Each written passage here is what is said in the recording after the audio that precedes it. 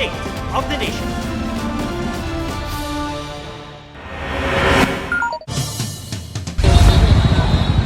Sumiklab ang malaking sunog sa Barangay 310 sa Santa Cruz, Maynila ngayong gabi. Ayon sa Bureau of Fire Protection, nakataas na ang ika-5 alarma. Dahil malapit lang dyan ang Manila City Jail, inilikas muna ang nasa 300 persons deprived of liberty mula sa male dormitory. Nakakulong ngayon ang aktres at negosyanteng si Neri Naig Miranda matapos arestuhin itong weekend para sa kasong syndicated estafa at paglabag sa Security Regulation Code. Dinepensa naman siya ng asawa niyang si Chito Miranda. May report si Emil Sumang. Nandito po ako para po paalam po ang warrant of arrest.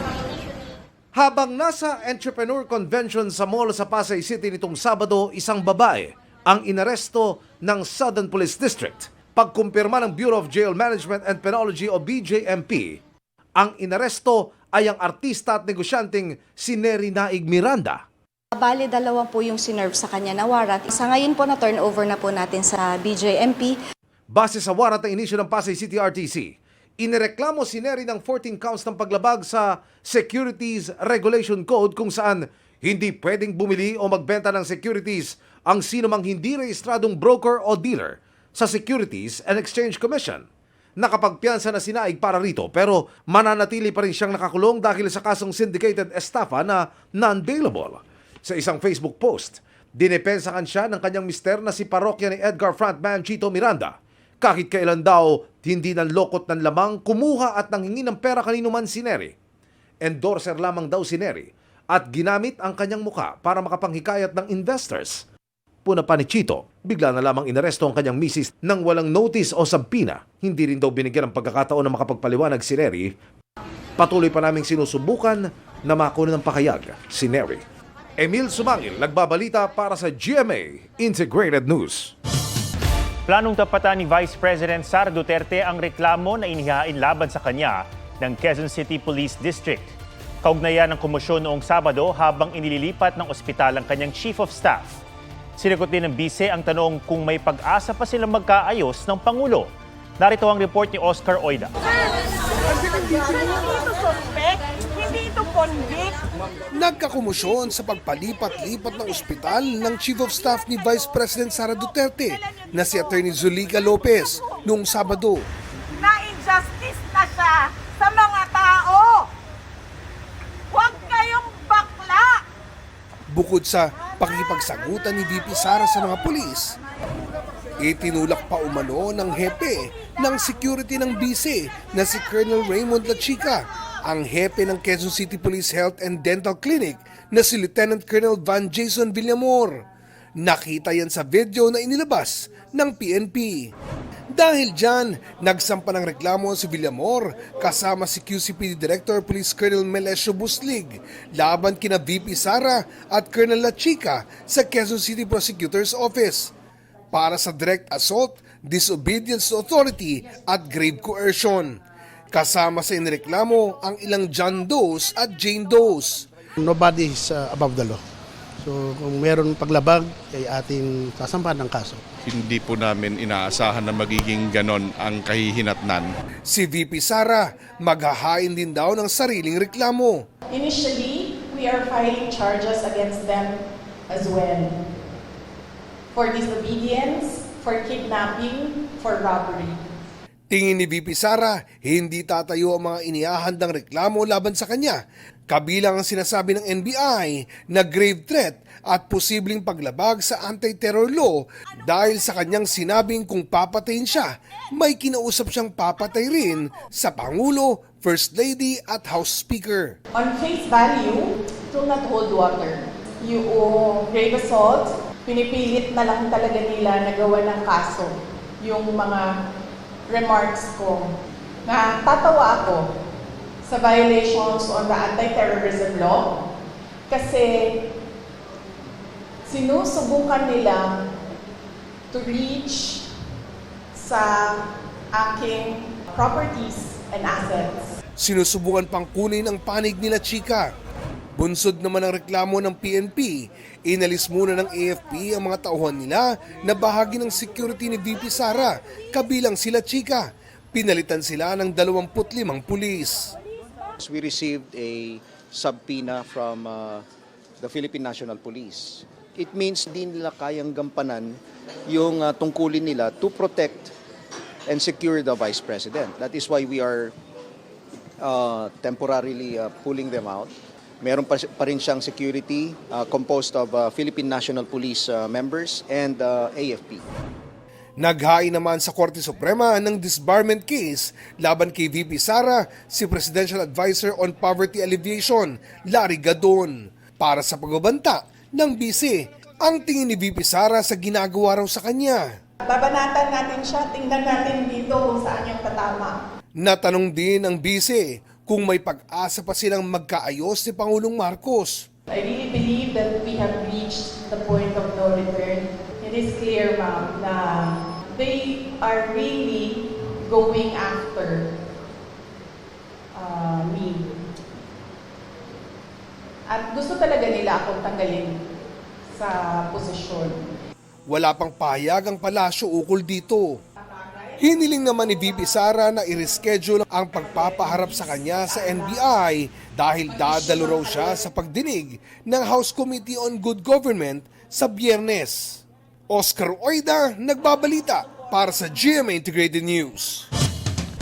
Nanawagan ng apo ni dating Senador Ninoy Aquino na itigil na ang gulo at huwag nang idamay ang kanilang pamilya. Bukod sa sana tigilan nyo yan para sa bayan, di ba? Parang huwag kayong maggulo. Kung hindi kayo naniniwala na mahalaga yung karapatang pantao, na mahalaga yung demokrasya at saka yung konstitusyon natin, huwag mo na sanang bagitin yung pangalan ni Lolo Ninoy. Ang turing ko sa mga Duterte, sa mga Marcos, pareho silang ulo, dalawang ulo sila ng parehong halimaw. Dalawa po silang nagpapahirap sa bayan. Sinabi ni Kiko Aquino D ngayong ika-72 kaarawan ng yumaong dating senador at matapos akusahan ni Vice President Sara Duterte ang pamilya Marcos na nasa likod ng pagpatay kay Ninoy. Ayaw na magkomento ng Vice Presidente tungkol dyan dahil natural naman daw na ang simpatya ng mga anak at apo ay sa kanilang mga magulang at lolo. Hinihingan pa namin ng pahayag si Pangulong Bongbong Marcos at kanyang pamilya pero wala pa silang tugon. Nasa paligid pa rin ng EDSA Shrine ang ilang taga-suporta ng pamilya Duterte. Nagsimula sila magtipon doon kagabi bilang pagsuporta raw kina Vice President Sara Duterte at dating Pangulong Rodrigo Duterte. Nais daw nilang magkaroon ng araw ng pagpapahayag dahil hindi na raw maayos ang mga nangyayari sa bansa. Naglabas naman ng video ang PNP at anila ipinapakita nito ang umano'y pagbabayad daw sa ilang supporter sa EDSA Shrine. Itinanggi yan ng ilang naroon. Pinangakuan daw po na babayaran po sila at pakakainin po. In fact, yung iba po sa kanila ay nagreklamo dahil allegedly ang pangako sa kanila ay bibigyan sila ng 500 for 3 days pero ang ibinigay lang ay 200. Bayad ba tayo? Hindi! Hindi kami bayad! Hindi kami bayad! Hindi kami bayad! Isang lalaking naniningil ng utang sa Malaybalay, Bukidnon ang pinagtataga ng nangutang sa kanya. Ayon sa mga pulis, siningil ng biktima ang sospek hanggang sila'y nagkasagutan. Nauwi ito sa pananaga.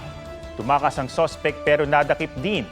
Walang pahayag ang sospek na kakasuhan ng frustrated homicide. Nagpapagaling naman sa ospital ang biktima.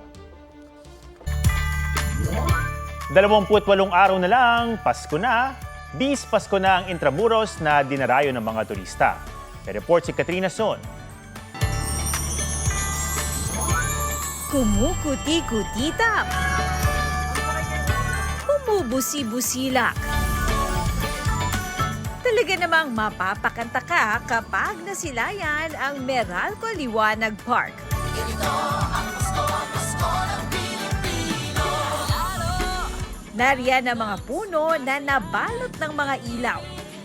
May mga parol din na tatak Pinoy. Kaya ang ilang pamilya, dinayo ang parking ito sa Intramuros, Maynila. Bukod daw sa Paskong Pasko na ang feels, presko ang hangin dahil sa mga puno. First time po namin pumunta dito. Maganda po, sobra. Nagustuhan ng mga bata. Galing pa po kami Pasay, pumunta lang dito para makita yung view. Ang ilang balikbayan at mga dayuhan hindi rin pinalampas na makapamasyal sa parking ito. Relaxing daw dito matapos ang mahabang lakaran sa Intramuros. At paalala rin na talagang iba ang Pasko sa Pilipinas. Yeah, they're stunning. Yeah, they're very like cultural and then celebratory of Christmas. Feel na ang Christmas. Here's so much more festive, so much more lively.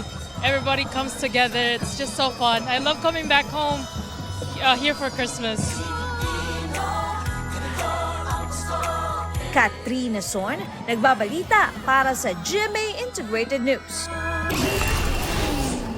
Ginawaran ng Rafael M. Salas Kaunlarang Pantao Award ang GMA Integrated News kabilang ang DZBB at GMA News Online. Ayon sa Commission on Population and Development o CPD, pagkilala ito sa mahalagang kontribusyon ng GMA sa pag-uulat tungkol sa mga programa at isyu ng Population and Development o PopDev. Kasabay nito, inilunsad ng CPD ang Philippine Population Development Plan of Action 2023-2028. Nakikita raw nila ang demographic shift mula sa batang populasyon patungo sa working age population. Sa projection ng Philippine Statistics Authority, sa year 2030, makaklasify na bilang aging population ng Pilipinas. Von Aquino nagbabalita para sa GMA Integrated News.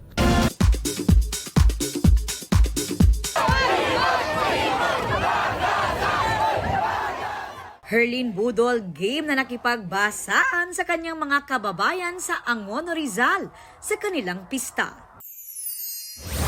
Binasa rin si Sian Lim para naman yan sa kanyang first solo flight as a student pilot. Nakatanggap na rin siya ng epaulet o yung inilalagay sa balikat ng uniforme na nangangahulugan ng ranggo. Looking buff and dashing naman si BTS-V in his military uniform. Kinumusta niya ang army sa kanyang Weverse account. Nagpahapyaw pa siya tungkol sa new single niyang Winter Ahead na i-release on Friday. Aubrey Carampel nagbabalita para sa GMA Integrated News.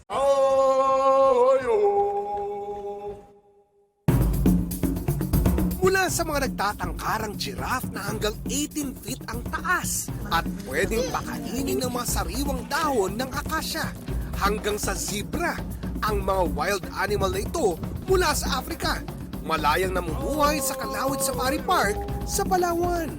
Kabilang sila sa mga hayop mula Africa na dinala sa may 3,700 hectares na isla noong 1977. 2 oras ang biyahe mula sa Coron papunta sa Busuanga at 5 minutong boat ride naman para marating ang Kalawit Safari Park. Ang magkakaibigang Joyce, Alexa, Christine, Andrea at Clyde bumiyahe pa mula Catanduanes para ma-experience ang safari tour. Bukod sa African wildlife, tahanan din ang isla ng iba't ibang native species. Halos 1 oras naman mula sa parke, matatagpuan ang Black Island. May kamangha-manghang itim na limestone cliffs at kuweba na may freshwater pool. Kaya sa next Coron trip mo, huwag kalimutang isama sa itinerary ang unique adventure sa safari at island hopping. Oscar Oida, nagbabalita para sa GMA Integrated News. Yan po ang State of the Nation para sa mas malaking misyon at para sa mas malawak na paglilingkod sa bayan. Ako si Ato Maraulio mula sa GMA Integrated News, ang News Authority ng Pilipino. Huwag magpahuli sa mga balitang dapat niyong malaman. Mag-subscribe na sa GMA Integrated News sa YouTube.